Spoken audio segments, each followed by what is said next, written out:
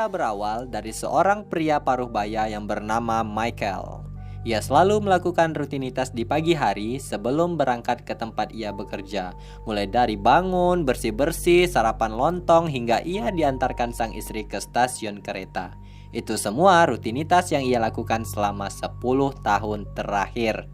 Di kereta, Michael sudah kenal dengan beberapa penumpang yang ada di kereta tersebut, sampai mereka sudah akrab satu sama lain layaknya saudara.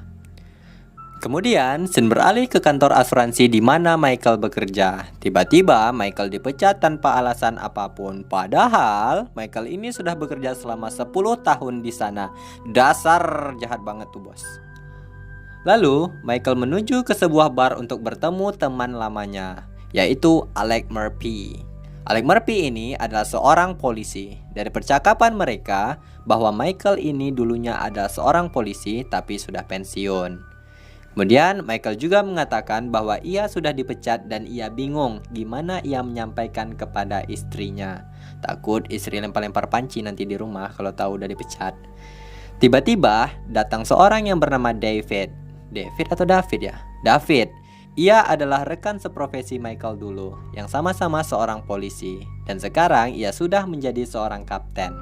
Scene berpindah saat Michael pulang dan seperti biasa ia naik kereta. Saat masuk kereta, tiba-tiba ada seorang yang menabrak dirinya. Ternyata HP Michael dicuri oleh orang itu. Udah dipecat, HP dicuri. Nasibmu Michael. Di kereta, Michael pindah ke gerbong depan kereta. Di perjalanan, ada satu gerbong dikosongkan karena AC-nya mati. Setelah itu, Michael duduk. Tiba-tiba, ada seorang wanita misterius datang dan duduk di depannya. Wanita itu bertanya, apakah Michael sering naik kereta? Kemudian Michael menjawab bahwa ia sudah 10 tahun naik kereta tersebut. Oh iya, wanita ini namanya Joanna ya. Setelah itu, wanita itu menyuruh Michael untuk melakukan eksperimen, yang mana Michael hanya perlu menemukan satu penumpang misterius. Ingat, satu penumpang misterius yang membawa sebuah tas, dan penumpang itu dikenal sebagai Prime. Ia bakal berhenti di stasiun Cold Spring. Kalau Michael sepakat untuk menemukan orang itu, ada hadiah door prize yang besar, yaitu $25.000 yang disembunyikan di kamar mandi. $25 berapa rupiah ya? Dan $75.000 jika Michael berhasil menemukan orang misterius itu yang dikenal dengan nama Prime. Dengan syarat, Michael harus menemukan tas itu dan jangan beritahu siapapun karena ini adalah secret. Awalnya, Michael tidak percaya dengan ini. Namun, wanita itu menjawab, hal itu hanyalah hal kecil bagi seorang mantan polisi. Loh, kok tahu ya? Di sini Michael bingung, dari mana wanita itu tahu kalau Michael mantan polisi? Lalu, tanpa sempat bertanya, wanita itu langsung turun dari kereta. Dengan rasa penasaran, Michael menuju ke kamar mandi untuk mencari uang $25.000 itu. Mandi, ke kamar mandi bukan untuk mandi, tapi mencari uang $25.000. Dan benar saja, Michael menemukan uang tersebut. Setelah itu, Michael mulai mencari petunjuk ke salah satu masinis yang ada di kereta. Kemudian, Michael bertanya, di mana ia bisa menemukan penumpang yang akan turun di stasiun Cold Spring? Masinis itu menjawab, ia selalu melubangi tiketnya. Hal itu menunjukkan agar sesuai dengan stasiun yang dituju penumpang. Michael berpikir hal tersebut tidak akan sulit untuk menemukan Prime. Lalu Michael ingin turun di stasiun itu. Tapi ada seorang anak yang menghentikan Michael, yang memberikan Michael amplop yang berisi cincin istri Michael. Kata anak itu adalah sebuah peringatan. Peringatan apa saya nggak tahu.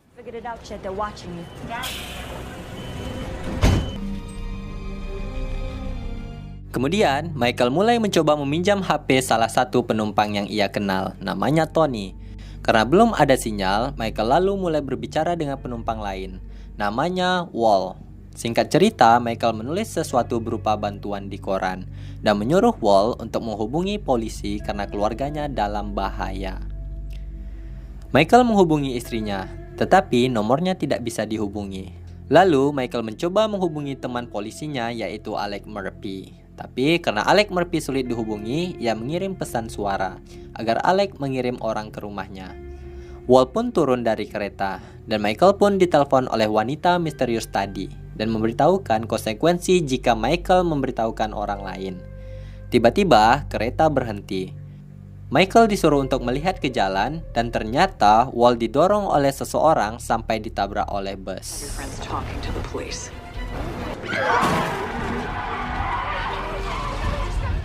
Wanita itu memberitahukan Michael kalau ia melanggar syarat, keluarganya lah yang akan menjadi korban selanjutnya. Kemudian Michael menjawab, kalau ia sudah menemukan orang dan tas itu, apa yang harus dilakukannya? Dan wanita itu menjawab, taruh GPS yang ada di kantong Michael, kemudian letakkan di tas orang itu. Cuman itu aja, simple. Lalu Michael mencari angka stasiun Cold Spring, ternyata nomor 7. Kemudian Michael mulai mencari tiket yang dilobangi nomor 7. Satu demi satu penumpang telah Michael tandai. Singkat cerita, Michael mencurigai seorang pria yang membawa tas hitam. Perkelahian pun tak terelakkan. Who are you? Who are you? What do you know? Namun, Michael berhasil menaruh GPS itu di tas pria tersebut. Dan ada orang membantu Michael berdiri. Dan pria tersebut ada kaitan nantinya. Kita lihat nanti ya, jadi stay tune terus. Setelah itu, Alex menelpon Michael. Dan Michael menjelaskan semuanya tentang wanita misterius itu. Lalu ia harus menemukan seseorang yang bernama Prine. Alex memberitahukan petunjuk tentang si Prine ini, di mana ada satu orang saksi yang melihat seseorang pegawai pemerintah jatuh dari lantai 35 setelah didorong oleh dua pelaku. Saksi mata yang melihat kejadian itu namanya Prine. Kemudian Michael mencari orang yang ia curigai sebagai Prine, tapi ia hanya menemukan tasnya saja. Michael mulai menggeledah isi tasnya. Tiba-tiba ada telepon dari lantai gerbong. Pas Michael buka, ternyata orang yang ia curigai sebagai Prine sudah mati di sana. Lalu Michael menemukan lencana FBI. Lencana itu seperti kartu anggota ya. Dan mengangkat telepon itu. Ternyata dari wanita misterius tadi. Wanita itu bilang ternyata Michael salah orang. Ada yang laporin Michael kalau ia adalah orang yang berbahaya. Singkat cerita, polisi mulai mencari keberadaan Michael. Namun Michael berhasil sembunyi. Tapi setelah ia masuk ke kereta lagi, tasnya tersangkut dan uangnya pun terbang. Wedus apa artinya, Don? Kambing. Oh, mbak. Udah dipecat, HP hilang, uang terbang. Dasar kasihan deh lu, Michael. Kemudian, nggak boleh ngasihinin orang. Kemudian, Michael punya ide untuk merusak AC di beberapa gerbong, yang nantinya penumpang akan pindah ke satu gerbong karena AC-nya mati. Tiba-tiba ada seseorang yang keluar dari gerbong. Masih ingat kan sama pria ini? Pria yang membantu Michael tadi. Lalu Michael menyuruh pria tersebut untuk membuka isi tasnya.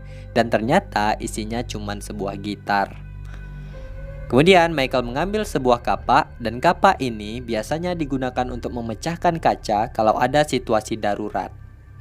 Oke, lanjut ke cerita.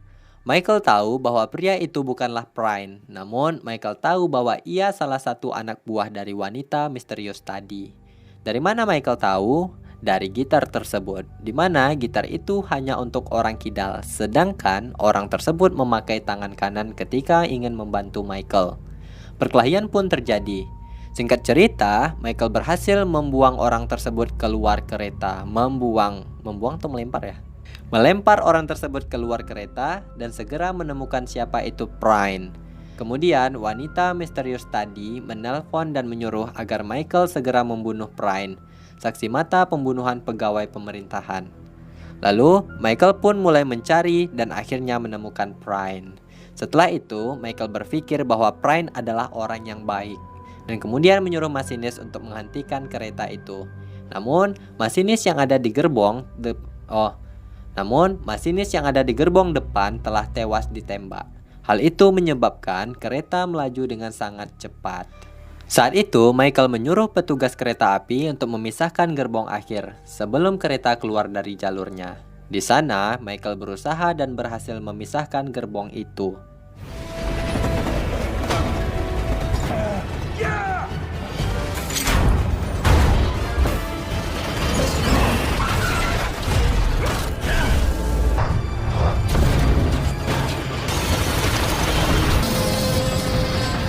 Kemudian Michael memerintahkan semua penumpang untuk menutup jendela menggunakan koran. Lalu, Pran yang nama aslinya Sofia menjelaskan kejadian yang sebenarnya, di mana ia punya barang bukti berupa hard disk yang isinya sangat penting.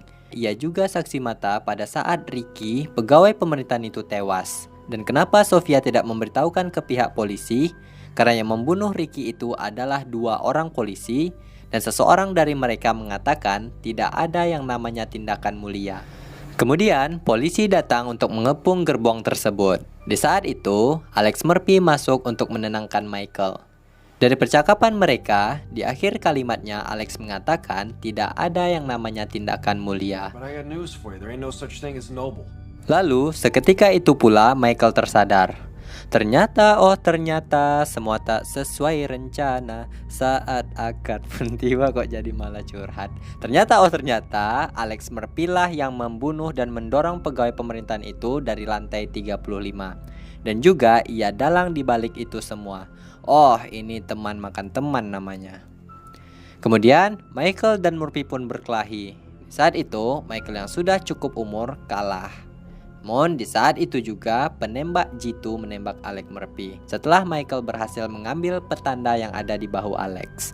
Mamam tuh Alex. Akhirnya semuanya terbongkar setelah kematian Alex Murphy, dan di saat itu juga David, teman lama Michael, Dan di saat itu juga David, teman lama Michael, menyuruhnya untuk kembali lagi ke kepolisian agar ia bisa menegakkan keadilan dan kebenaran. Hidup Michael, hidup. Scene berpindah di sebuah kereta. Ternyata di sana ada wanita misterius tadi dan Michael pun menghampirinya. Michael mengira bahwa semua ini adalah rencana wanita itu. Alex Murphy mati, wanita itu menang, dan saksi mata itu mati, wanita itu juga menang. Wanita itu bertanya apa yang akan dilakukan Michael. Michael pun mengeluarkan rencana kepolisiannya dan film pun berakhir. Nah, kesimpulan dari film ini kita tahu bahwa Michael memang sangat memerlukan uang. Terus karena itu Alex memanfaatkan Michael untuk mencari tahu siapa saksi mata itu, dan Michael memang selalu pulang menggunakan kereta. Ditambah bahwa Alex tahu saksi mata itu berada di kereta tersebut. Mungkin agar kalian paham lebih jelasnya, lebih baik tonton fullnya saja film ini. Baik, sampai di sini saja perjumpaan kita kali ini. Apabila kalian memiliki referensi film untuk direview, maka kalian bisa ngomen di bawah ini. Sekian dan sampai jumpa untuk bunda-bunda yang ada di luar sana. Terima kasih, bye-bye.